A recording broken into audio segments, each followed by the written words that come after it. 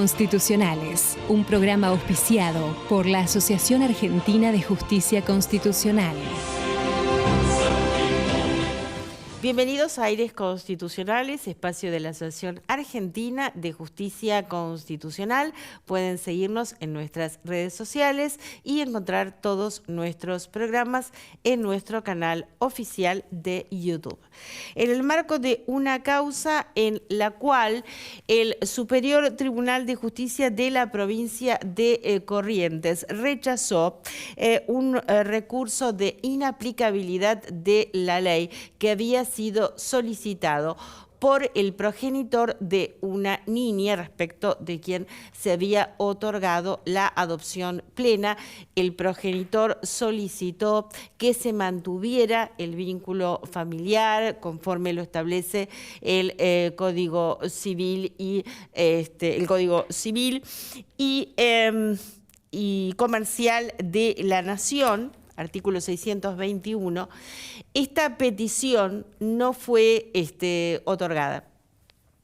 Entonces allí se produjo una omisión que justamente fue lo que motivó que dedujera el recurso de inaplicabilidad de la ley ante el Superior Tribunal. Como el pronunciamiento no fue desfavorable para el progenitor, entonces deduce e interpone el recurso extraordinario federal. Basado en la doctrina de arbitrariedad de sentencias de la Corte.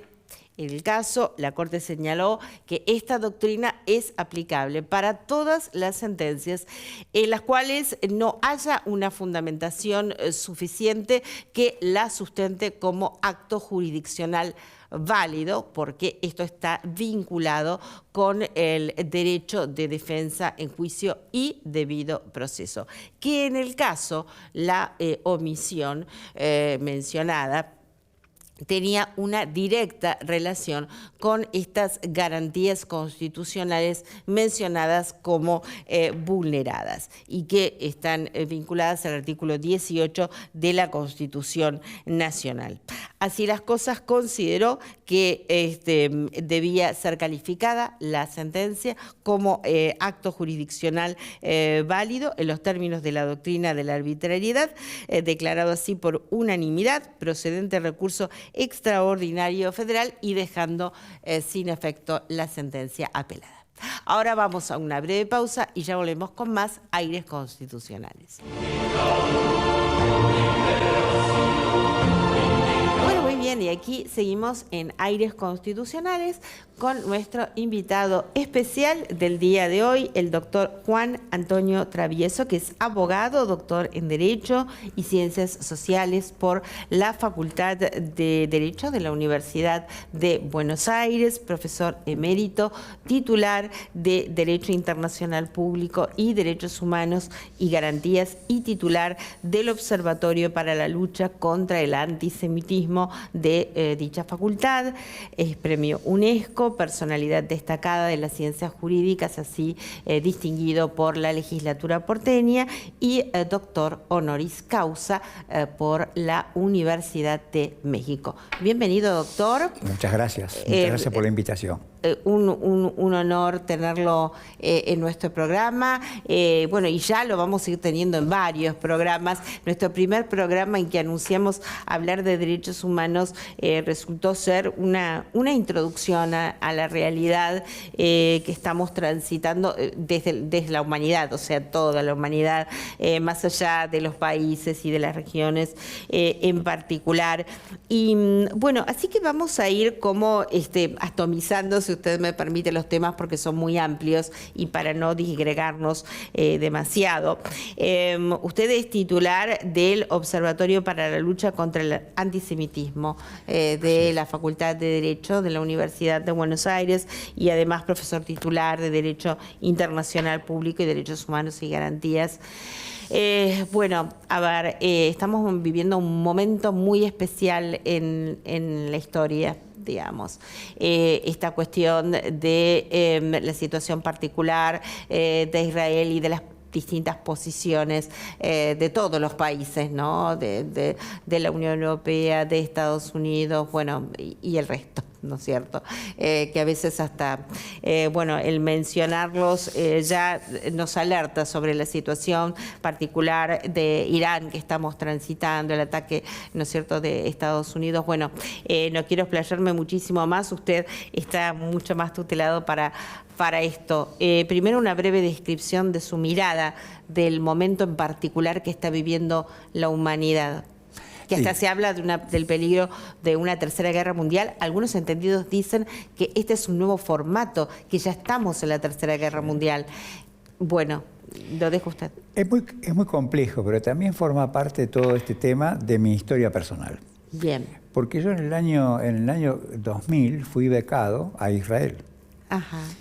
Y fui becado a Israel a un lugar que es como si fuera la academia, como si fuera el Stanford, ¿no?, de los judíos, que se llama Yad Vashem. Yeah. Yad Vashem es un lugar increíble donde está, digamos, hay un pasillo, hay una especie de jardín, en donde están los monumentos de todos aquellos que han luchado contra los nazis y contra todos esos temas, los muertos, etcétera. Y luego tiene una enorme biblioteca, y estuve ahí un largo tiempo estudiando, y ahí tuve, digamos, la formación absoluta. Éramos bastantes argentinos, pero los argentinos después, los argentinos somos muy particulares, muy particulares. Entonces, bueno, los argentinos a veces preferían irse, no los quiero criticar a mis colegas, pero preferían irse de turismo, qué sé yo. Yo me sentía emocionado, porque estábamos muy cerca de Jerusalén, y uno iba a Jerusalén, cuando uno entra en Jerusalén siente como una vibración muy especial. Una mística, ¿no? Una mística enorme, y sobre todo desde la ventana de Yad Vashem yo veía el Monte de los Olivos, estaban los olivos ahí. Y ahí directamente fue algo interesante, porque nos fuimos quedando muy pocos. Y entonces, bueno, ¿y ahora cómo sigue esta historia? Faltaba mucho para que terminara. Entonces me compré un talonario de esos de apuntes y empecé a tomar nota de las clases. Bueno, el trabajo fue así porque generé prácticamente, tomando apuntes de las clases de unos profesores sensacionales, estuve, digamos, tomando apuntes, se transformaron en un texto escrito a mano, con letra cursiva, no letra de imprenta, porque yo le critico mucho a los alumnos, escriben con letra de imprenta, no, letra cursiva, con letra cursiva, y se formaron cerca de 200 páginas que había escrito. Cuando vuelvo a Buenos Aires, quedaron ahí, digamos, arrumbados, iban juntando polvo, pero yo decía, tengo que escribir, y de vez en cuando iba escribiendo. Claro, porque iba entrando en distintos temas, porque todos los temas de la historia judía son temas muy intensos. Los temas bíblicos son terriblemente intensos, porque uno habla de Moisés, de las distintas acciones que existen, de Jesús. Todo lo que es judío cristiano es muy era extraordinario, porque Jesús era un enorme, inmenso judío que iba a las sinagogas. Incluso hay una historia que está contado que él había ido a Jerusalén con su mamá y su papá, María y José, y era chico, porque uno sí piensa en judío y piensa en Jesús, y piensa en Jesús con la barba. No, pero no piensa que puede ser un adolescente. Fue un adolescente, claro, era un adolescente, y fue a Jerusalén. Y entonces estaba, y de golpe desapareció. Y su mamá y su papá, como corresponde con cualquier chico, no sabían. Recién apareció a las 2 horas. Y entonces le dijo María, ¿a dónde estuviste, Jesús? Y Jesús le contestó, estuve con el Señor en la sinagoga. O sea que no es Todas fácil. sus respuestas eran tan conmovedoras. Sin dudas, Jesús tenía eso. Y era enormemente estructurado como judío. Entonces, por ahí dicen, muchas veces en el siglo XV, más o menos por ahí, muchas veces se formaron, digamos, prejuicios antijudíos, lo que se llama la judeofobia. Entonces la judeofobia se unió también al famoso deicidio. Deicidio, o sea que dice, bueno, los judíos son malos, ¿por qué? Porque son avaros, y porque mataron a Dios. Mataron a Dios, que es Jesús. No claro. Eso es en el siglo XV, no ahora, porque yo, en lo personal, yo he tenido cultura religiosa, yo no soy judío, soy católico, y mis hijos fueron a escuelas católicas, y en ningún momento se habló del deicidio. Ahora bien, después de eso, yo seguí escribiendo, y se fue formando un pequeño libro. Estoy hablando un poco de historia personal, que será aburrido, pero es para saber cómo se llega a esto. Sí. Y entonces se fue formando... Estamos atentos al tiempo para no quedarnos... No, sí. En todo caso, vos vas diciendo así. Claro, para no quedarnos fuera de la conclusión. Bueno, muy rápido. Y entonces fui avanzando con el libro. De golpe, ¿qué vino? Que nos cambió toda la vida. Vino la pandemia. Y cuando vino la pandemia, que con unas decisiones terribles y desacertadas de nuestros queridos gobernantes, bueno, no tan queridos, nos tuvimos que quedar encerrados. Y cuando nos quedamos encerrados, yo dije, bueno, ¿y ahora? Ahí estaba. Y entonces ahí terminé el libro. El libro resultó ser un libro. Lo terminé el libro, es un libro de más de 500 páginas, que se llama Los judíos, vida, pasión y Shoah. Shoah es el holocausto, es toda la historia de los judíos desde el comienzo hasta hoy. Hasta hoy. O sea que, y ahí entonces yo tomé entusiasmo, sobre todo con todos estos temas que tienen que ver con los judíos. Sobre todo, en mi caso, que no soy judío. Y curiosamente, entonces, luego de esto, empieza el 7 de octubre, un poquito antes del 7 de octubre, nosotros detectamos en la Facultad de Derecho que había pequeños resabios de pequeños actos de antisemitismo. Ajá. Que no eran muchos actos de antisemitismo, pero eran pocos. Entonces, a mí se me ocurrió estructurar, solicitar que la facultad nos autorizara a realizar el observatorio. Curiosamente, cuando iniciamos... ¿Pero qué olfato el suyo, doctor? ¿Por qué? Sí, porque no sé, porque apareció el 7 de octubre. El 7 de octubre que fue terrible. Fue terrible. Fue terrible. Y ya el libro estaba y fue presentado por la gente de la DAIA, AMIA, etcétera, ¿no? Sí. Porque también Argentina tiene mucho que ver, porque uno de los más importantes, digamos, intelectuales judíos es el doctor Hellblum, que ha trabajado para la definición del antisemitismo. Argentina ha actuado mucho para la definición del antisemitismo, que se ha tomado como un elemento clave. Entonces, a partir de ahí... ¿Qué es ser un antisemita? Bueno, un antisemita es aquella persona que toma, digamos, para definir bien el antisemita, o el porque judeo. Muchas veces se habla, es lo mismo un antisemita que muchas veces se le insulta a una persona y se dice es un nazi. Claro, no. El antisemita es el que odia a los judíos, básicamente. Pero el odio a los judíos tiene distintos grados. Claro, Entre el odio a los judíos que dice yo con este judío no quiero hablar porque se ha escuchado, o el sistema de que los judíos yo no los admito como piensan los iraníes. Los iraníes... Que hay que exterminarlos. Hay que exterminarlos. O sea, el antisemitismo va del que no trata, por ejemplo, judíos, hasta el que quiere exterminar del mundo. Los quiere exterminar porque no son seres humanos, no son tratados como seres humanos. Incluso hay muchos dibujos de la Edad Media en donde se los pone como directamente en la época de la judeofobia como elementos negativos. Ahora, lo que sucede es que, curiosamente, cuando estructuramos el observatorio... Ahora, perdón, quiero profundizar en este tema. ¿Negativos por qué? ¿De qué los culpan concretamente? Además de ver de esta cuestión que decimos de referencia de haber matado a Jesús, puede ser una... Avaros, siempre los ponen como los avaros, o sea, los que manejan todos los grandes capitales. Hay incluso un texto que es siniestro, que se llama el libro Las Tablas de Sión, en donde precisamente ahí se establecen todas las instrucciones y todos los malos actos de los judíos. Un instrumento terriblemente negativo hacia los judíos. Cuando los judíos simplemente se han defendido como han podido. O sea, han sido siempre perseguidos en todos lados. Ni hablar de la persecución de los nazis. Claro, pero supongamos, el ser avaro es una condición personal. ¿Qué mal harían? Sí, pero después ¿Qué no es solamente, lo negativo a la sí, sociedad? no solamente lo colocan como avaros, sino que también los identifican en dibujos, con esas narices encorvadas, con esos aspectos, con esas uñas, con esas manos afiladas, con uñas. O sea, los van transformando como en fieras. O sea, eso es lo que se va formando en la sociedad. Yo sigo sin, discúlpeme la ignorancia, yo sigo sin entender cuál es el daño concreto que, o sea, en cuestión racional, ¿por qué? Es que no es racional. No es el odio. ¿Cuál es el daño específico el odio no que es se les racional. Atribuye, por así decir? Sí, no, el odio no es racional, porque directamente cuando se va exterminando, se los va separando en grupos absolutamente, digamos, no conectados con la sociedad, en verdaderos guetos.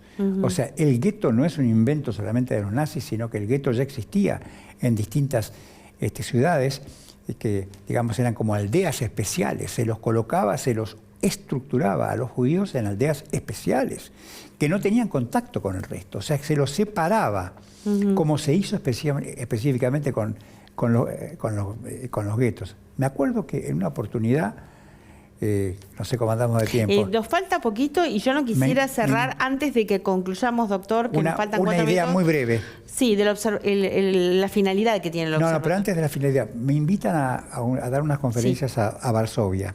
Bien. Y ahí me relaciono con un funcionario muy importante de Varsovia que me llevó a ver unos instrumentos que habían sido rescatados de la época de los judíos. Entonces yo miro por la ventana y veo un campo que parecía como un campo de golf, lindísimo, todo con un jardín. Le digo, qué lindo, ¿esto es un jardín? No, esto era el gueto de Varsovia.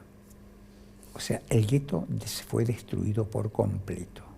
O sea, volviendo al observatorio entonces, el observatorio tiene una serie enorme de tareas. Por ejemplo, estoy recordando una actividad de la semana pasada, porque cuando uno busca también las actividades de antisemitismo, también lo tiene que buscar hoy en día, como hablamos hace poquito, de la tecnología. Entonces, claro, los sesgos que aparecen en los distintos elementos de Internet. Y ahí se hacen estudios, porque se puede perfectamente hacer estudios. La semana pasada hicimos una reunión fomentada por el observatorio, en donde distintos estudiosos estuvieron explicando en el análisis de cientos de miles de análisis de Internet de en qué medida va ascendiendo el antisemitismo y cómo se van produciendo como picos. Por ejemplo, hay un pico antes del 7 de octubre, hay un determinado pico. Después del 7 de octubre empieza a ascender, porque ahí la gente empieza a hablar mal de los judíos. Luego del 7 de octubre baja, y en esta última etapa, cuando se produce las acciones de Irán y todo lo demás, vuelve a subir. Pero en porcentajes... El antisemitismo vuelve a subir. Sí, el antisemitismo. Son en porcentajes que están estructurados y estudiados pero al milímetros, en cantidades exactas. Entonces, en la Argentina se ha notado que va subiendo en porcentajes. Uno dice, bueno, en Argentina no son porcentajes tan altos, pero atención, que nosotros hemos sufrido 2 ataques siniestros por parte de Irán, en donde en uno de los ataques, digo ataque, sí, no digo atentado, digo ataque, sí, porque el ataque contra la embajada tuvimos 25 muertos, y el ataque contra la AMIA, que a mí me pasa que cuando voy a la AMIA o a la DAIA, me emociona muchísimo porque es terrible, ahí tuvimos 85 muertos. Sí, o sea, nosotros hemos sufrido un ataque enorme. O sea, sí, la Argentina no es anexo. Ahora, curiosamente, nosotros, y quién sabe a usted le ha pasado cuando era niña, yo en mi vida nunca he notado un acto de antisemitismo ni en mi familia ni en las personas cercanas. No. Nunca he notado un comentario tampoco, un comentario que fuera, no estés con él porque es judío. Nosotros teníamos amigos judíos y amigas judíos, y los judíos también nos recibían a nosotros, nos invitaban a las fiestas, estábamos compartiendo con ellos todo, ¿no? Ahora, que ellos tengan determinadas acciones que tienen que ver con su religión, con el Pesaj, el Seder, un montón de festividades, que son las mismas festividades como tenemos nosotros con nuestra Navidad.